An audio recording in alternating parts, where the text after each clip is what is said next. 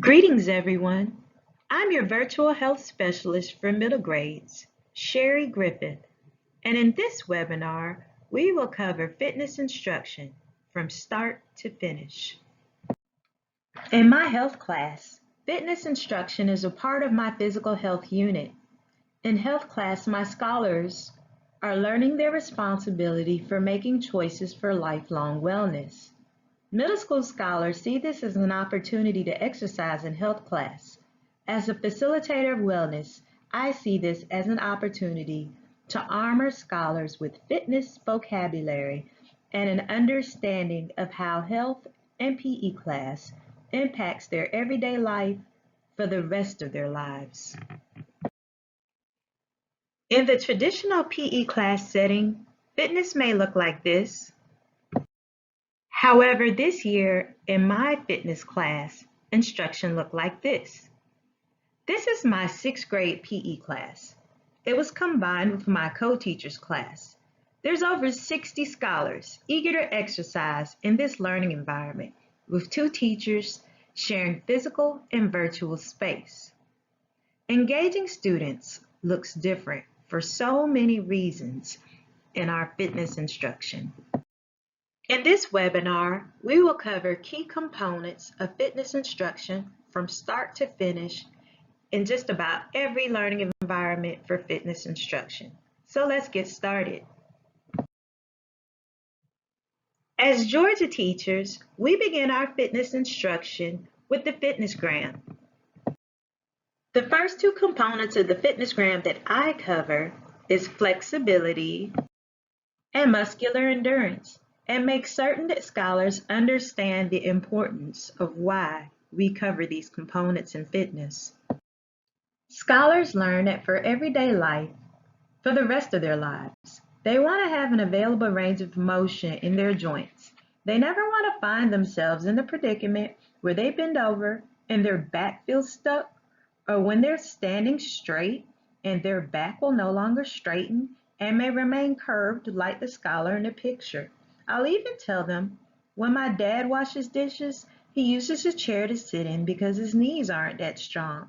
And if he maintained a range of available motion in his joints, he'd still be flexible in his older age and could avoid needing help, and he could avoid unnecessary pain.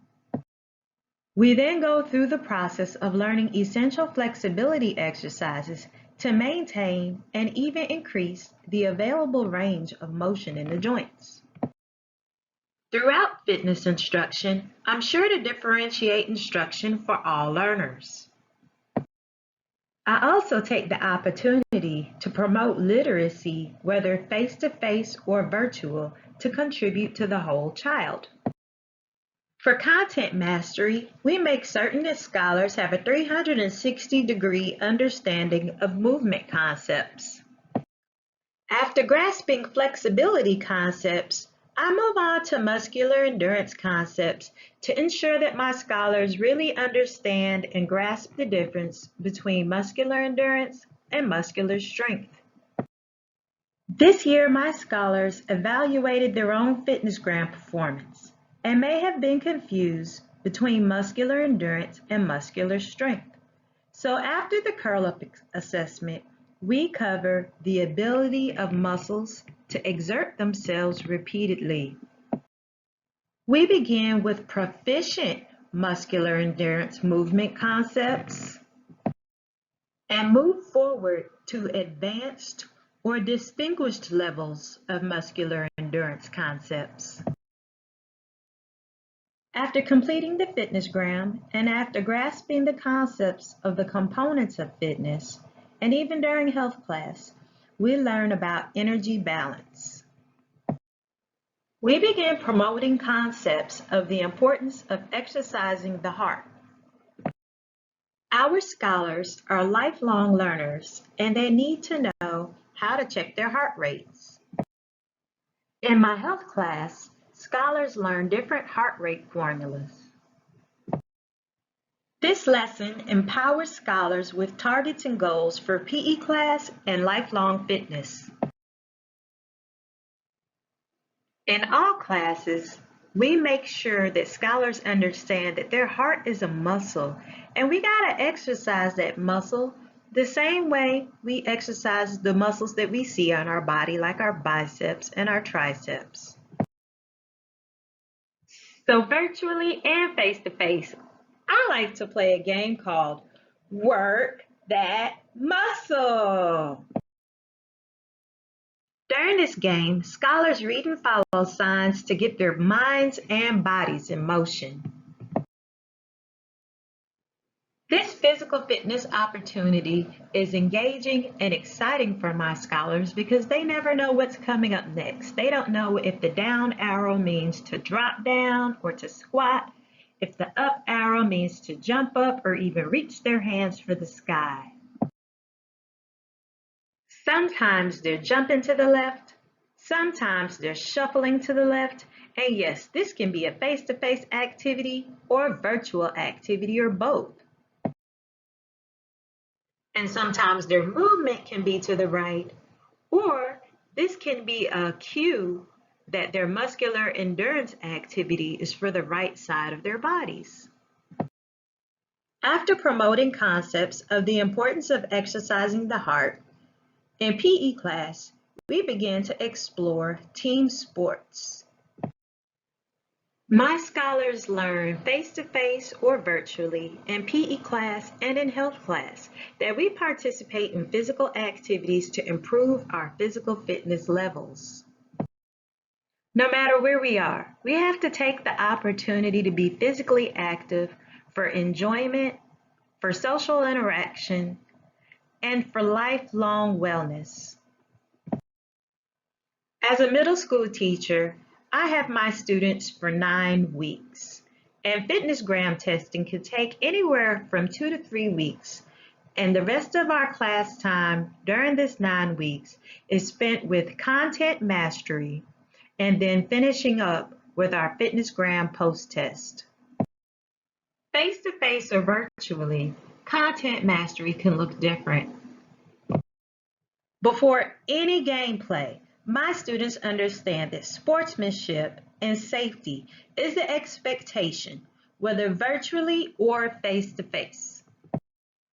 My virtual scholars have safety expectations distributed to them before they're able to be released for gameplay.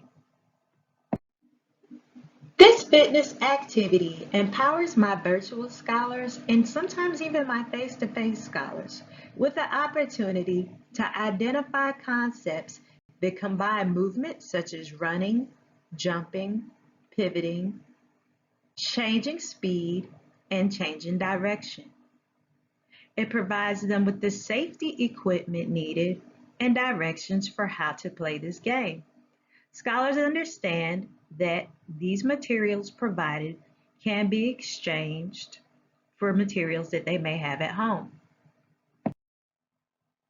Although this fitness activity was created and designed for scholars who were at home during the pandemic, my face-to-face scholars who had to social distance and who also participated in the same activities as my virtual scholars enjoyed this activity. My virtual scholars enjoyed feeling exposed to the same fitness opportunities as the face-to-face scholars, and this activity provided all scholars with an opportunity to identify movement concepts, master other standards, especially the concepts related to sportsmanship. During my fitness instruction, I like to begin team sports by introducing the concepts of net sports. Before gameplay, students are introduced to the concept that the idea of this game is to keep the ball in the air by hitting it from one side of the court to the other. Scholars are also introduced to the idea of keeping the ball within boundaries. These concepts transcend net sports to all team sports. Vocabulary is introduced into these concepts, which include volleying, boundaries, striking, and implements. During fitness instruction, scholars learn that boundaries are physically positioned to coincide with rules of gameplay. They also learn that boundaries may not be easy to see and can promote successful teamwork, offensive strategies, and/or defensive strategies. They also learn that the playing field may increase or decrease in size, that the rules can vary based on the game, and that there can be sub-boundaries within boundaries during gameplay.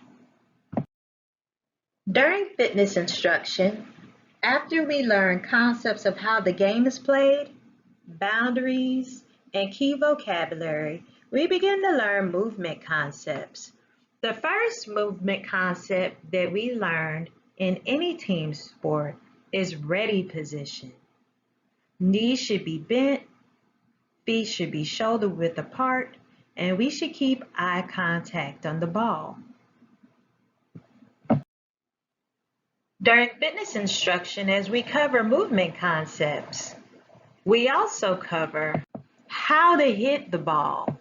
Sometimes we hit the ball with our hands, and sometimes we use an instrument called an implement to keep the ball in the court. We also learn that ready position is very important when it comes to striking the ball. Scholars are introduced to the vocabulary striking and how to move to keep the ball in motion on the court or field, no matter the team sport. Some of these movements include jumping, running, changing directions, changing speeds, pivoting, leaping, you name it. During fitness instruction, scholars are introduced to offensive and defensive strategies. They are introduced to concepts of how to move together and to work together as a team or independently. Scholars are armored with the opportunity to be exposed to as many variations of a game and to learn the rules associated with that game. During my fitness instruction, whether face-to-face or virtually, scholars learn how to evaluate which physical activity they enjoy and where their strengths and weaknesses lie to promote lifelong learners of incorporating physical activity into their lives, no matter their age, location, or circumstances. During my fitness instruction, scholars learned that there are so many different variations of the games that we learn about and that we play because we're all different. We all have different needs. We all have different expectations of us, and we all learn differently. We all enjoy different sports and different games.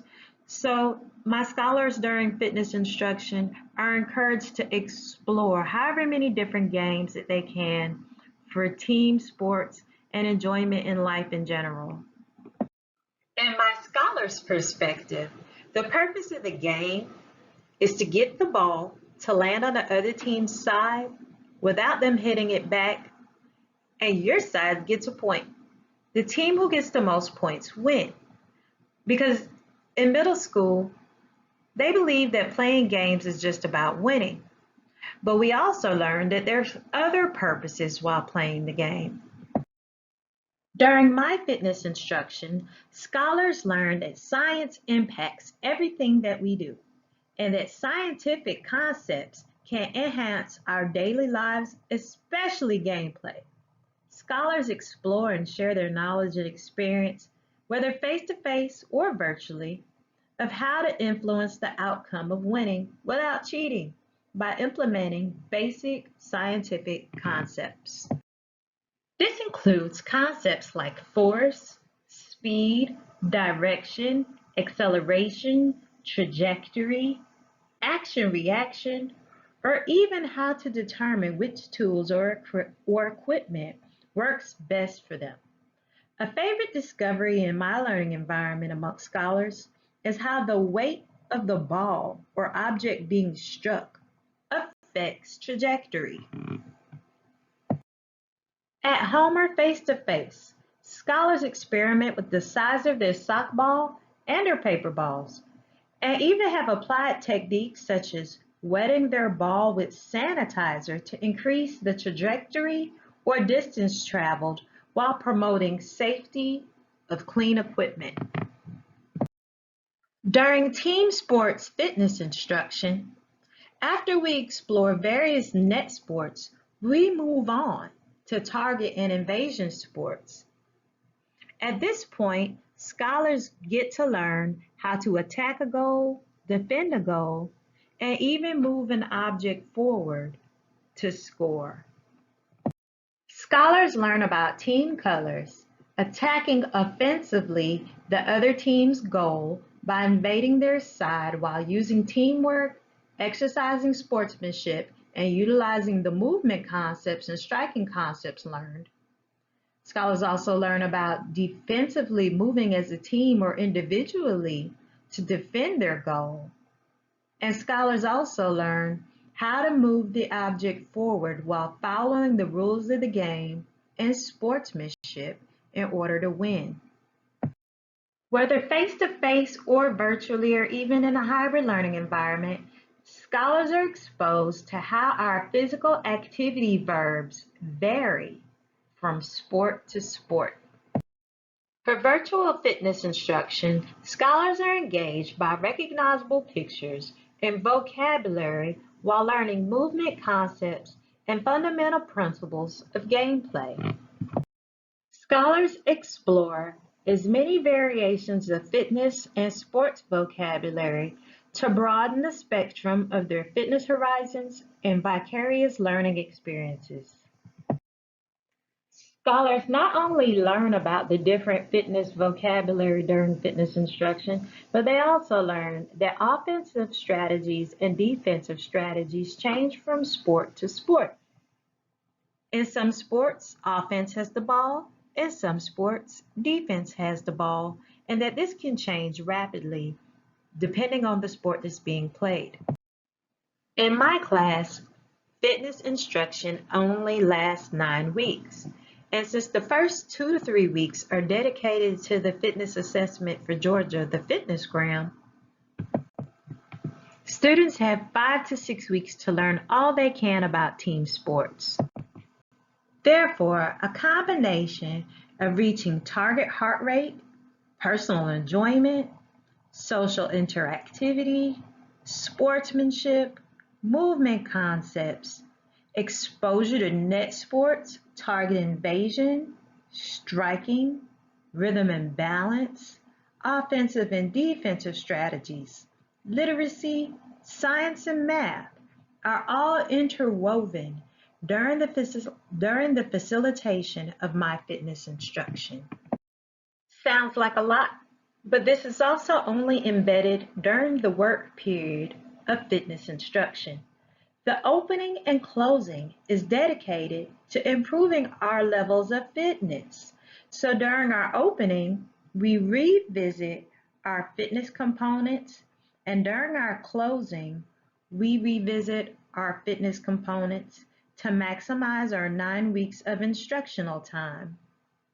We also want scholars to understand that fitness components such as flexibility, muscular endurance, muscular strength, and aerobic capacity enhances our fitness and our performance.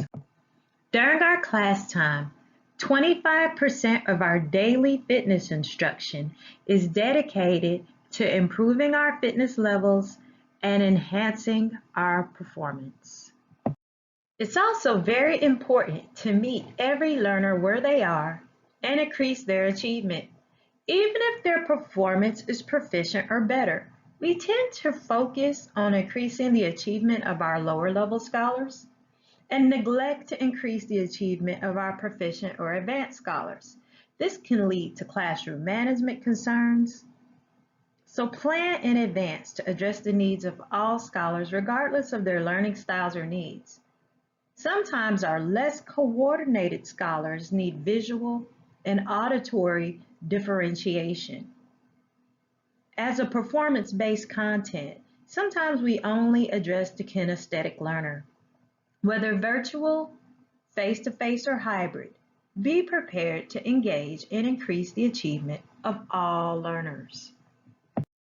The last 2 weeks of my 9 weeks of fitness instruction is dedicated to allowing my scholars an opportunity to have a post-test for their fitness gram so that scholars can have the highest score possible to represent their efforts. The fitness gram pre-test exposes scholars to the fitness gram, but after weeks of preparation through warm-up exercises, cool downs, and learning opportunities about the relevance of fitness components, scholars are set up to execute the best performance possible, as well as to exhibit sportsmanship through positive evaluation practices, cheering on others, and encouraging maximum performance, to be student health advocates, and also to facilitate the assessment for scholars who miss the opportunity to be evaluated during the pre-fitness gram. During post-assessments, scholars reflect on fitness components and how fitness activities are related to these components.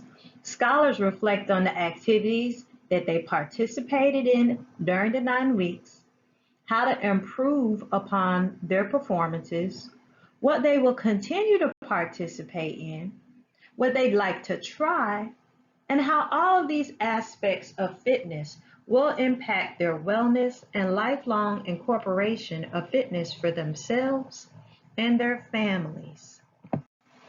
In health class, scholars focus more on fitness instruction as a way to prevent disease. Sweating is one way that our body releases toxins as our immune system fights to defend our bodies. Exercising improves our mental and emotional health by increasing our ability to focus, improving our moods and our attitudes. We also learn that exercising helps you to feel less anxious and to cope with stress better. It increases your self-esteem and your self-confidence. We learn that physical activity is also a way to improve your social health. If you're shy, need to learn how to share, get along with others. Opportunities to be physically active with others can improve upon these aspects of your social health as well. Also during health class, scholars learn how oxygen circulation increases aerobic capacity to not only fight disease, but get our hearts pumping and blood flowing for distributing nutrients to our muscles, bones, and all over our bodies. We learn that oxygen cleans our blood and that exercise helps to move our body systems to eliminate germs, food waste, and to make our body systems and hearts stronger.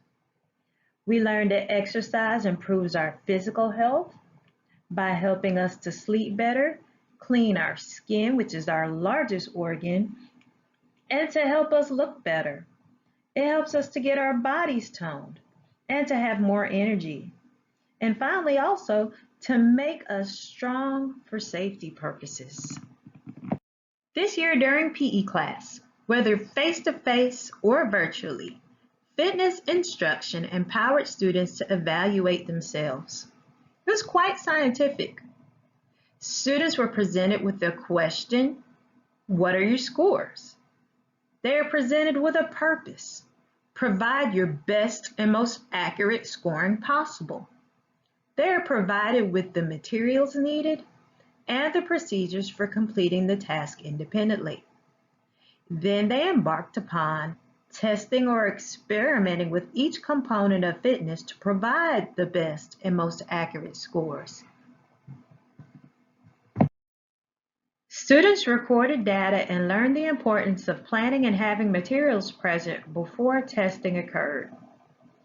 They analyzed the data and evaluated themselves. During my fitness instruction, my students were provided opportunities to share their self-evaluations with me and also to understand that this is a lifelong procedure for enhancing our total wellness.